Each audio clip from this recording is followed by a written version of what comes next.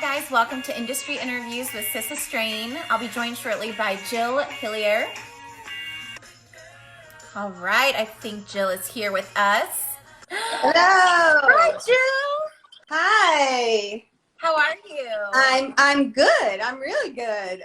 I'm hanging in there just like all of us, keeping busy. Understandable. Now you're West Coast, right? West Coast, California. Yes, I'm in Southern California, Huntington Beach. Oh, beautiful. That's Yeah. great. You look so wonderful. It's so good to see you. Well, I put makeup on today and curled my hair, which, as we all know, is a rarity these days. So, I love it. I mean, earrings. We both put the hoops on. So It's like we were telepathic about it. Yeah, and I literally, I think this is the first time I put earrings on in about 5 weeks. So, yeah, just for you. Oh, thank you. We're so happy to have you, especially as part of the Commercial Dance Intensive family.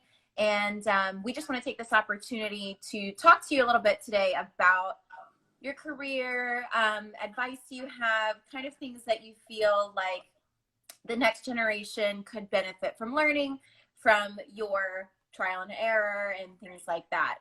Yep. So do you want to start us off, maybe just give us an overview of your career path and maybe where you started and where you are now? Sure. Well, I was super lucky. My mom was a dancer. She grew up in New York City. So she actually started taking jazz when jazz began with Arlie Peterson and everybody, all the originals, Matt Maddox. And she moved to Ohio to go to college, met my father, and then immediately opened a dance studio. So I was kind of born into it. So the studio was in our house. I literally walked down the stairs. And so from the time of 2 years old, I was always dancing. And it wasn't like she had to force me. I really loved it. I knew that's what I wanted to do. So then it was, originally I wanted to go into musical theater. So I moved to New York. I did some off-Broadway, the summer stock where you make no money, but you get your points, all that kind of stuff. Mm-hmm. I did that for a while. And then I thought, I just wasn't feeling super passionate about it. So I thought, why not try the West Coast and more of the pop commercial world? So after 4 years in New York, I moved out to LA, and I started out at the Disney route, which was great because it was health insurance, a steady gig, met wonderful friends, and then gradually worked into the more commercial world and was super, super blessed to be one of Prince's dancers for a couple of years, which was incredible beyond words. Worked with some of the best people in the business. Wow. His director choreographer at the time is a gentleman named Jamie King.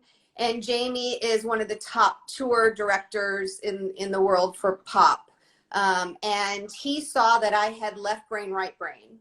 And so he basically asked me to start working with him on the other side of the table, as a supervising choreographer, as an assistant director, and then turned associate director. And simultaneously with that, I got myself into cruise ships. I did do a cruise ship kind of to end my career as a dancer, to travel and make some money. And I started working my way up the chain in that one too. I started teaching the shows and then assisting a gentleman named John Sharon, he's a genius. He still creates amazing work for Holland America. And so then I worked for all the different cruise lines. So I've kind of had a lot of luck in keeping a sort of musical theater base with the cruise ships, but also keeping my foot in the door with the pop work with Jamie King and Silent House, which is, I did Gwen Stefani's residency a couple of years ago. So yeah, and here I am. And so I still love to teach at CDI and other workshops, and I judge competitions and kind of do a little of everything. I'm a workaholic, so yeah. That's lucky. Amazing. That's knocking on wood. Sounds like such a beautiful journey. Yeah, I'm very lucky. I've had an incredible life. So yes, very lucky. There's no choice in the matter. You have to work really hard. Yes, for sure. Okay, so Jill, my first industry question for you is, how did you book your first job and how did it make you feel? So my first, I'm going to categorize it as my first on my own auditioning job, because since my mom was my dance teacher, we did jobs throughout Ohio where I grew up. Yeah. But when I moved to New York, I auditioned with hundreds of people, made it down to the end and got it, was for a dinner theater in New Jersey called Neil's New Yorker. Uh-huh. And it was quite an experience. And it was for the musical My One and Only. Mm-hmm. And I was a chorus dancer singer, and we made actually pretty decent money for the time. And then that led to summer stock. And then from that point on, I really did consistently work. But Neil's New Yorker, My One and Only, was my very first self-earned job. Yes. I love that. And do you remember the moment when you found out you booked it? I do. I was living in an 8x10 studio apartment in New York City off of 9th Avenue. And I mean, the couch unfolded to be my bed and hit all the walls. I mean, that's how tiny it was. And, we still had landlines. So, there was no cell phones. And the phone rang, and actually the director called us to hire us. Personally. And yeah, personally. And it was the same thing. When I did Summer Stock, it was for Tony Stevens, who's a legend. Mm. And he called all of us individually too. So I'll never forget, the phone rang and he called and said, "You got the job. Are you interested?" Like, they were very cordial. "This is the pay. Are you interested?" Blah, blah, blah. It wasn't through an agent. It was through the papers, the trade papers. So yeah, it was very self-empowering. And I did feel like, okay, I got my foot in the door. So now here we go. Because that is, as we all know, it takes a while to get your foot in the door sometimes. So yeah. Absolutely. Especially when you move from out of town to New Yes. York or LA, it takes a while for people to get to know you. Yes, for sure. For sure. For sure. Great. So my next question for you, Jill, what is something in your career that has surprised you? I would say how small the world is. I really, my mom always said that, it's a small world, never burn bridges, all those lessons we learned. But it wasn't until I was actually in the industry and working that you constantly run across people that you've either worked with before or you've worked with a good friend or a choreographer. And for instance, CDI, when Adam Cates, and we worked on cruise ships many years ago. Mm-hmm. He recommended me to teach at CDI. I had no idea that Casey was Cassidy's sister. Uh-huh. So and I had done the Spice Girls reunion tour as supervising choreographer. He was one of the dancers. So when I walked in and I saw him and Victor, so it's just kind of like those situations where it's just a constant small world. Mm-hmm. And I love that. I love that you're always running into somebody. And it is a huge world. The dance world, the entertainment world is massive when you take into account both coasts and all parts of the industry. But it's really small. It really is you will always run into people that you've met at another place in your career. So it is really cool. That would be the biggest surprise. Yeah, I think it's so interesting because when I interviewed Cassidy, we talked about his first job, the Spice Girls tour, right? And now you're talking about how y'all crossed paths, and then Yep. Victor as well, and we're going to have Yep. him on here. And it's so exciting, especially because so many good-hearted people and Yep. hardworking, and they continue to work. That's why your career has been so extensive and like a variety of different aspects within the industry. And the same goes for Victor and for Cassidy. And, yep. Well, and then Victor and I ran into each other again because I was asked to choreograph like a showgirl opening for a jazz trumpet player in Vegas, who just happens to be Lady Gaga's trumpet player in her jazz show. And Victor is one of the dancers. So sure enough, Victor was there the whole opening weekend because he was opening with Gaga that weekend. And I was in the same hotel with her trumpet player. So once again, it's just really cool. It's amazing that you've crossed paths and, you can giggle and laugh about silly stories and rehearsals. And it really is. It's really special. It's really cool. And I love that we're all together at CDI too. Because it's super fun. Yeah, it really is. It really is. Okay, so my next question for you, Jill. What is one skill or style you wish you had developed before you became a professional in our industry? Easy. I wish I had taken gymnastics.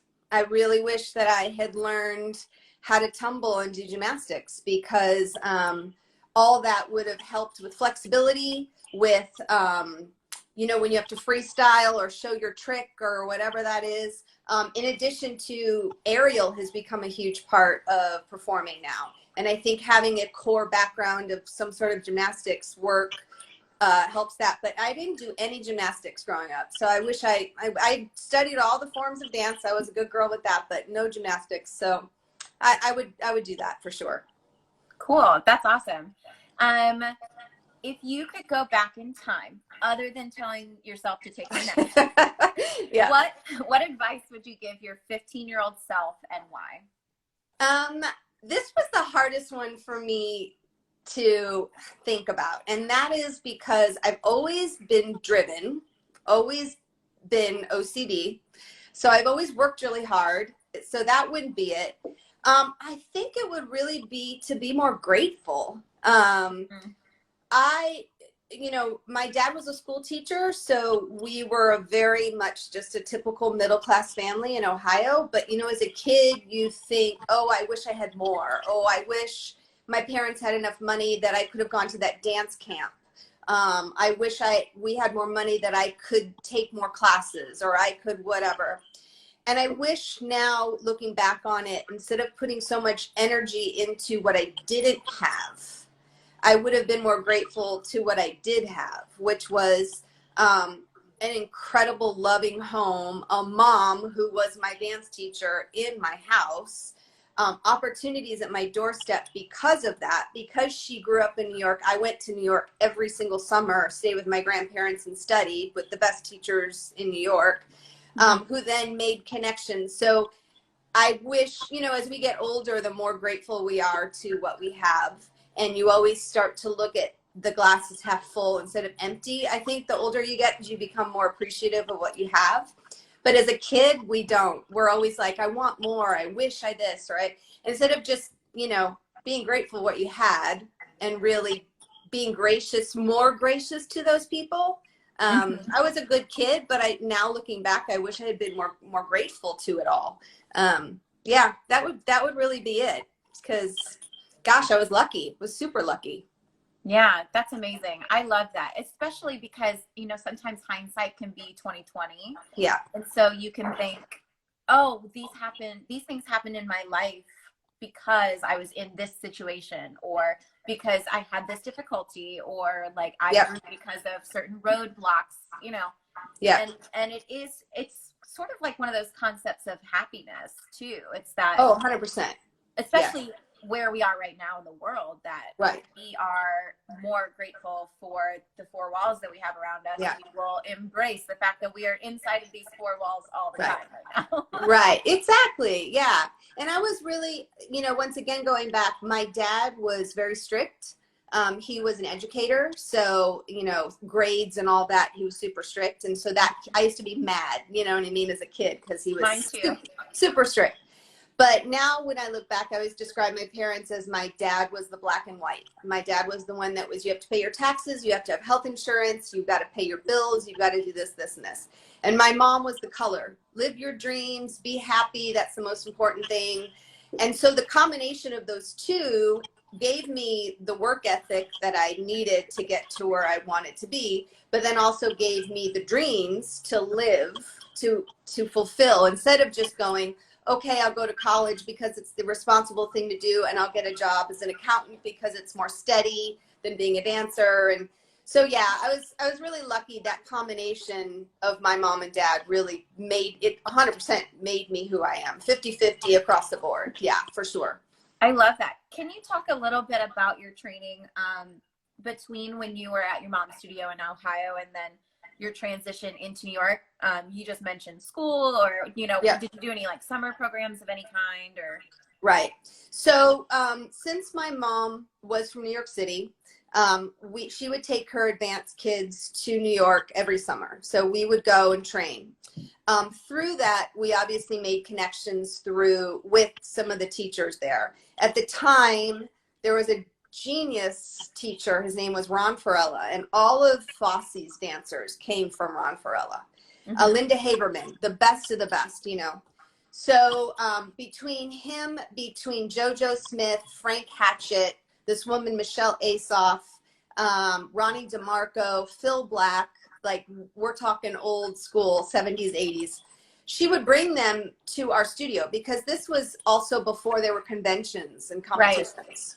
So they would come to our studio and train us individually.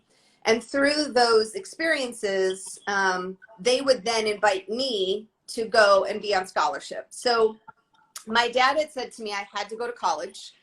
There was no question. I didn't have enough money saved up to not. So I did go to Indiana University for 2 years, but I worked and saved money because my dad, once again, thank goodness, said, if you don't go to college, you're on your own. You get nothing from me.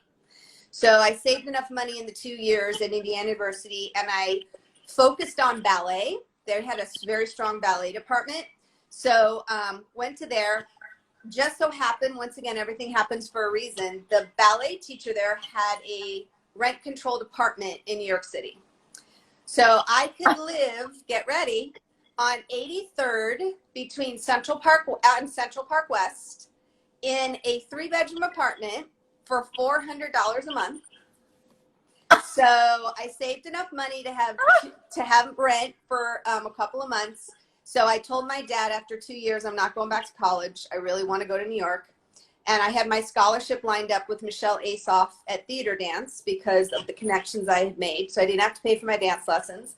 I got a job as a waitress that very first day I moved there at the corner of 83rd. It was called Cooper's Cafe.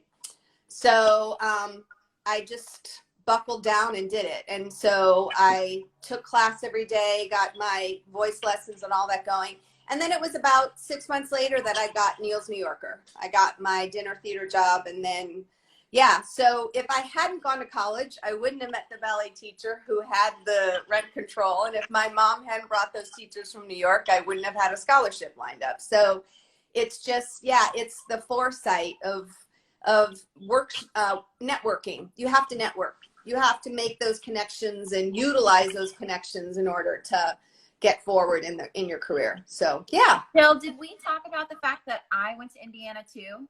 I don't think we did. Mm-hmm. Yeah, I went to Indiana. I did their Bachelor of Science in Kinesiology in Contemporary Dance. Okay. So I wasn't in the Jacob School of Music because it was in like the Health and Science department. Gotcha.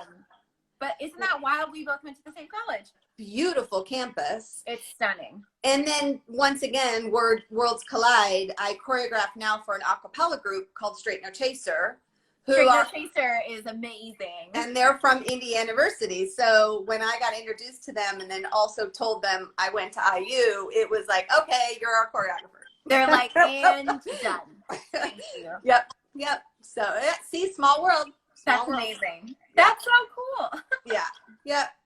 Okay, so this is a question that Casey brought to me.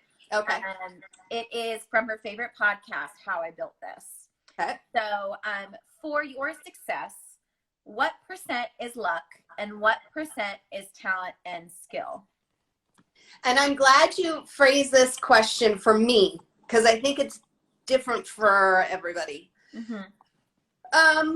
I would have to say, this is, it's so funny because this goes back to being grateful of what you had, right? So I would say, in all honesty, probably luck 25% and skill 75%.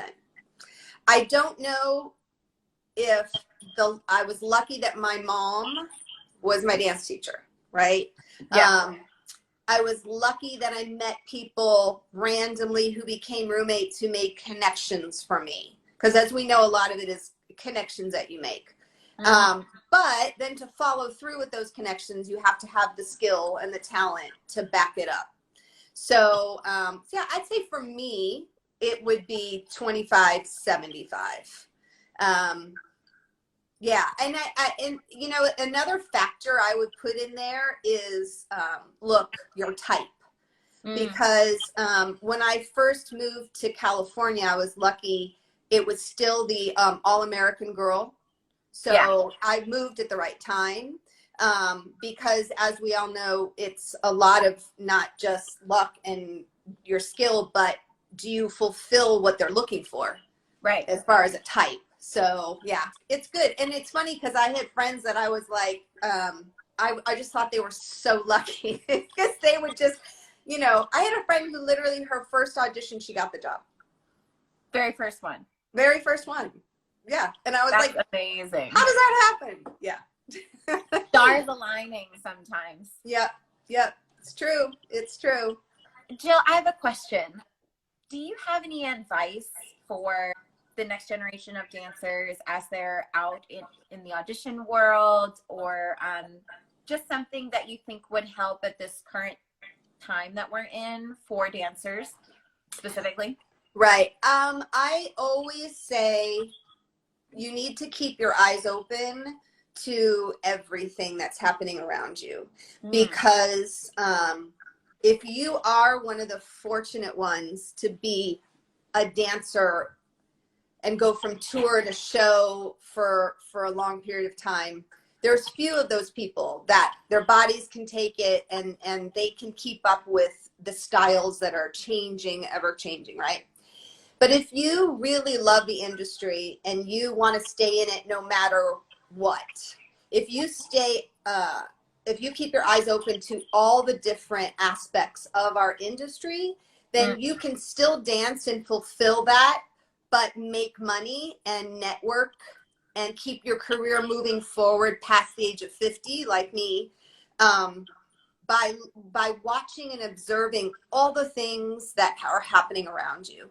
And that even includes staying up on your computer skills, because I never knew, like now when I work as an associate director, a lot of my work is on the computer, and it's creating mood boards and presentations and storyboards and presenting those to artists and management. And I never thought in a million years that I would have to learn how to use Keynote and PowerPoint. I mean, I just never thought. So it's more a part of your life, your generation, because you grew up with it. So I would say just keep your eyes open, because you can keep your career going in this industry for an ultimate time, if you just will work hard, of course, but you keep your eyes open to all the different elements, you know, lights, sound, wardrobe, creating reels, social media, directing, choreographing, supervising choreographer, assisting, music editing. I mean, there's so many elements. So, and that's why, I'll bump CDI again. That's why I really appreciate all the different things you guys teach, because I think that's the whole point of it, is go for it, work really hard. But if you don't make it, look at all the other things you can do and still have your heart fulfilled with work. Absolutely. I always think that dancers are so multifaceted because a lot is required of us that isn't dancing, you know? And especially, you know, we're in the age of a lot of self-tapes, and your online presence is so important right now, especially if you're West Coast, for sure. And even more now than ever on the East Coast, because we're remote. But, you know, having that tech savvy, staying up on your dance reel, because, you know, you're not sending out a DVD. You know, as soon as you do a job, you put it in your reel, and then you have to put it back up on your website and all of these things. And then you have to work on that eye for your dance photos and your headshots and but you're exactly right. That's why we are trying to give the tools to advance your career and to be as prepared as possible. So you can just bring more to the table because you have that training, you have that experience, you know, you've put in the time and effort. You know, it's a great way to stay relevant and to stay working, and also to stay inspired too, because it keeps it interesting, you know? Yes. Well, and it's, you know, you guys are also teaching things like how to work the camera, which is a huge part of it now too. And I can't tell you how many times over the past 2 years that I'm working on a job and either a dancer gets injured or a family emergency, or God forbid they misbehaved and they had to be let go. And the first thing we do is go to Instagram. The very first thing we do. before we call agents is we look up our friends on Instagram and we find the pictures or the clips and we show management, well, what do you think of them? Yeah, they're great. I mean, really, it's like, it's become a huge tool. What you're posting is massive because it can get you a job. It can come 100% get you a job. And so what's nice about it too is that it's 100% in your control what is on your page or what is on your Vimeo or YouTube or your website or whatever. You know, like your Instagram is such a powerful presentation of who you are, your attitude, and your skill set as well. Yep, absolutely. And in, you know, even your friend connections, who you've worked with on there. But yeah, I mean, we use it numerous times over the past 2 years. We have absolutely 100% used Instagram to find a dancer last minute. And it's also yeah, it's a great tool, right? Oh, 100%. Absolutely. Yeah, absolutely. But yeah, but you know, dancers are much more savvy with that now. So, those things, and a lot of people are using this time of isolation to improve upon those things. They're digging through those old pictures. They're creating new combinations. They're, you know, looking through footage and making their new reel. They're, you know, it's definitely the time now to do that. Because hopefully when this is over, we're going to get right back at it, and we're going to be so busy that we won't want to look back at this and go, I had all that time and I didn't use it. Yeah, I didn't use it wisely. People are doing exactly what you were saying. Yeah, for sure. Something I need to do, actually. I've been so lucky that I haven't had to rely on my reel or my resume. I've been just going from job to job through the people that I know that I have. I mean, I really need to work on my reel. It's really something I need to do. Yes, for Carve sure. out some time in your week. You'll make it happen. Yes, 100%, 100%. Yep.